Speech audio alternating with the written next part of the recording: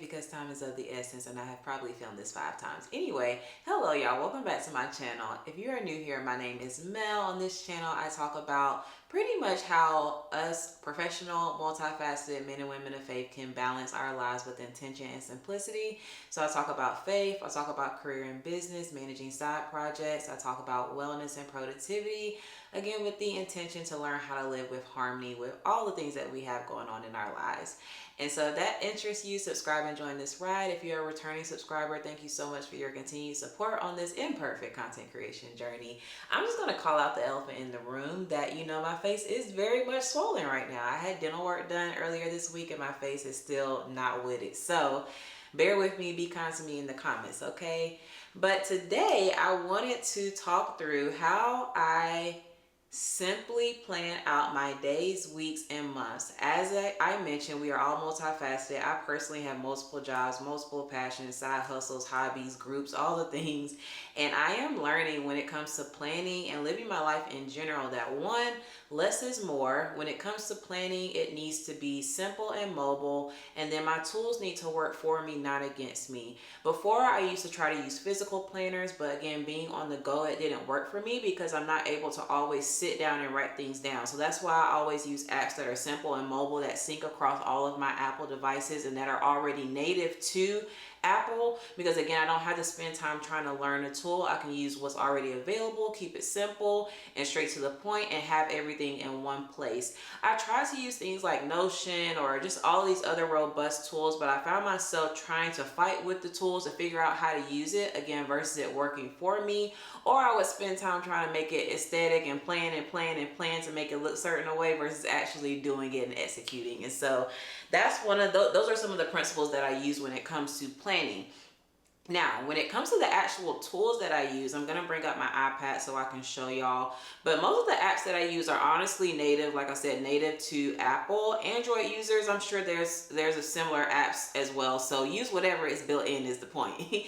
But the first app that I use is the Notes app. So have y'all seen that TikTok video where it's like, if you want to know about a girl, look at her notes or something like that? Child, I got 3,500 notes in here. Let me make sure I ain't showing nothing that will incriminate me. But I use the Notes app for everything. I use it to script out all my content. I use it to plan out all my goals, any projects that I'm working on. But when it comes to planning, I use it to set the intention for every month. So as you can see in October, I usually set 3 to 5 intentions for each month. Again, typically in the main areas of my life, not necessarily everything.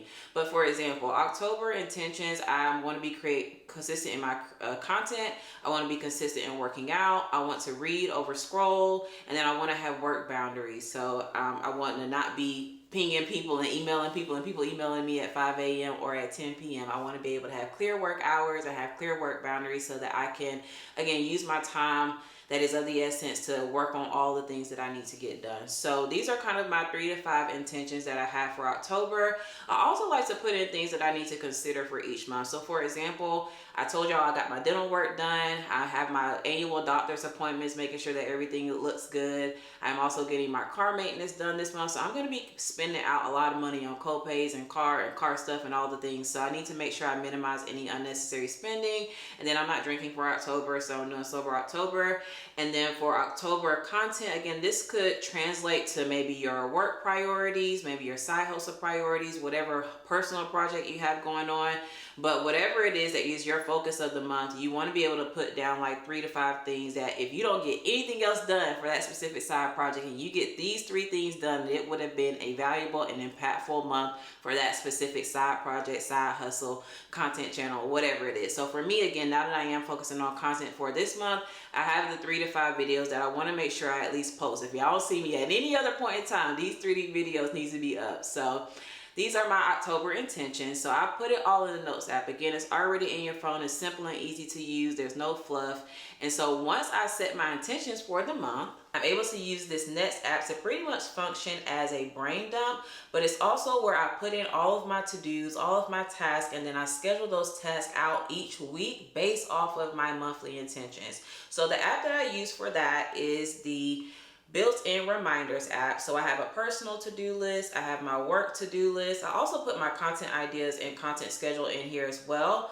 But as you can see on my personal to-do list, I break everything out by category of my life, and then I'm able to go in and see for each category, like, these are my to-dos. So the reason why I like using reminders app is because again, I'm not always able to write something down. I'm not always able to type things in my phone. Maybe I'm at the gym, maybe I'm in the car. And so I like the reminders app because I'm able to use the Siri function to be able to say, like, hey Siri, add this to my to-do list with the due date of tomorrow. Or I'm driving and I'm saying, hey Siri, add this content idea to my content ideas list in the reminders app, and it's able to add it.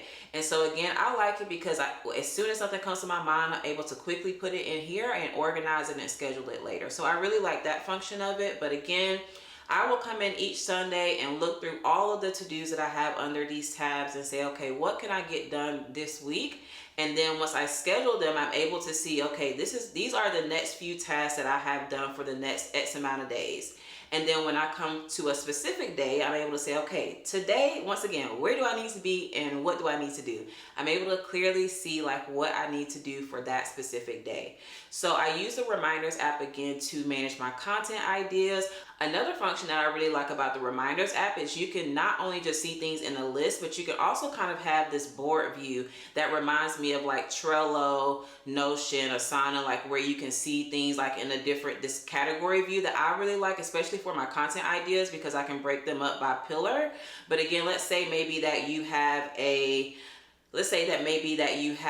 side project or even your work projects. You're able to kind of have that same function where you can you can categorize your tasks by project or by a specific category, and then you're able to kind of view it that way as well. So for example, with my content ideas, I have all of my content ideas here, and I typically flag the ones that I want to work on next. So for example, let's say that I'm about to do this short form video of things I no longer care about now that I'm in my 30s.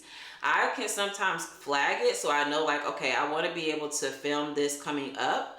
But let's say I'm ready to schedule this to be posted next week.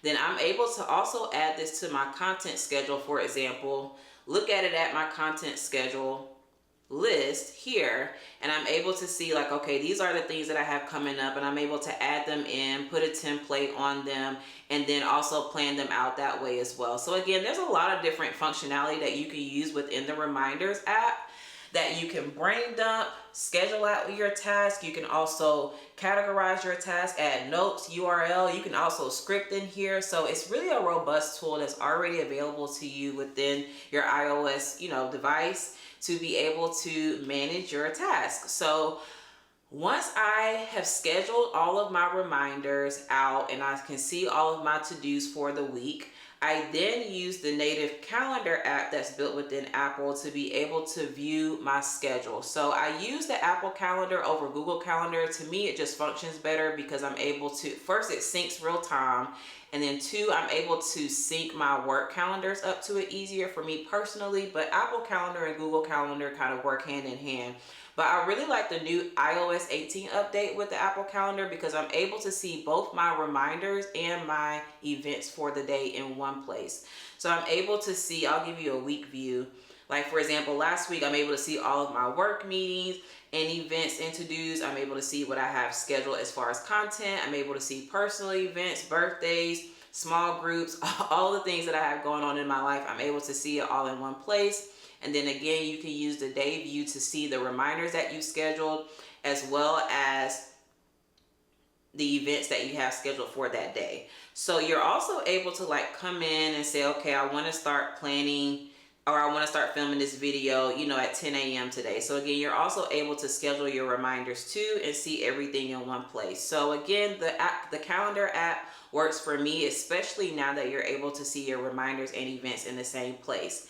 Now, one app that I will mention that I also use when I need a little bit more detail planning out the times of my days, and I like using the structured app. Now, for my aesthetic girlies and gents, I really like the structured app because not only is it aesthetic, but I'm able to also further plan out my tasks. So for example, I have my morning routine that I typically do every day. And let's say I'm not going to have my regular 2-hour routine. Maybe I only need 30 minutes for my morning routine today. So I'm able to adjust the time. Let's say I'm starting that at 9 a.m. because I woke up a little bit later today. I'm able to update this task. I can update it just for today, but I can also update it for all future tasks if I want to, but I'm just doing this for today.